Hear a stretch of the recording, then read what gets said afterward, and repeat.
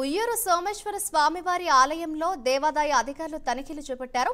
2018 నుంచి 2024 వరకు సుమారు 6 సంవత్సరాల్లో 4 కోట్ల రూపాయల అవినీతి అక్రమాలు జరిగినట్లు ఫిర్యాదు రావడంతో దేవాదాయ ధర్మాదాయ శాఖ రాజమండ్రి రీజనల్ అధికారులు చర్యలు చేపట్టారు. ఈ మేరకు శనివారం ఉయ్యూరు ఆలయాన్ని సందర్శించి కార్యాలయంలోని పలు రికార్డులను పరిశీలించారు. ఈ సందర్భంగా రీజనల్ కమిషనర్ సుబ్బారావు మీడియాతో మాట్లాడుతూ దేవాదాయ శాఖ కమిషనర్ ఆదేశాల మేరకు రికార్డులు తనిఖీలు చేస్తున్నట్లు తెలిపారు. పూర్తి స్థాయి రికార్డుల పరిశీలన అనంతరం కమిషనర్కు నివేదిక అందించడం జరుగుతుందని అన్నారు.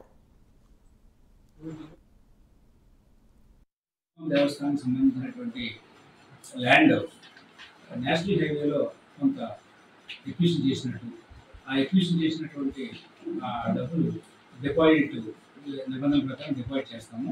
ఆ డిపాజిట్ చేసిన దాంట్లో 1/3 అమౌంట్ మళ్ళీ తిరిగి డిపాజిట్ చేయాల్సి ఉంటుంది. 2/3 ఆలయ నిబంధనల ప్రకారం ఖర్చు పెట్టాల్సి ఉంటుంది. ఇది దీంట్లో విత్డ్రా చేశారని, వేరే రకంగా దీన్ని నిబంధనలకు విరుద్ధంగా డ్రా చేసినట్టుగా మనకి వార్తా పత్రికలో న్యూస్ రావడం జరిగిందండి. దీని మీద మనకి గౌరవ కమిషనర్ గారు విచారణకి ఆదేశం చేశారు. దానికి సంబంధించి నేను, మా సిబ్బంది, అలాగే మేడం గారు, డిప్యూటీ కమిషనర్ గారు సుబ్బారాణి మేడం గారు, మేము దీని మీద విచారణ చేయడం మొదలు పెట్టడం జరిగిందండి. అయితే మనం ప్రధానంగా ఈ ఎంత అమౌంట్ వచ్చింది, డిపాజిట్ చేశారు లేదా, నిబంధనల ప్రకారం డ్రా చేశారు దాని మీద ఈ రికార్డ్స్ పరిశీలన జరుగుతుందండి. ఈ రికార్డ్స్ పరిశీలన అంతా పూర్తయిన తర్వాత, ఎంక్వైరీ పూర్తయిన తర్వాత కమిషనర్ గారికి దీని మీద నివేదికని ఇవ్వడం జరిగింది. సోమేశ్వర స్వామి దేవస్థానానికి సంబంధించినటువంటి ల్యాండ్ నేషనల్ హైవేలో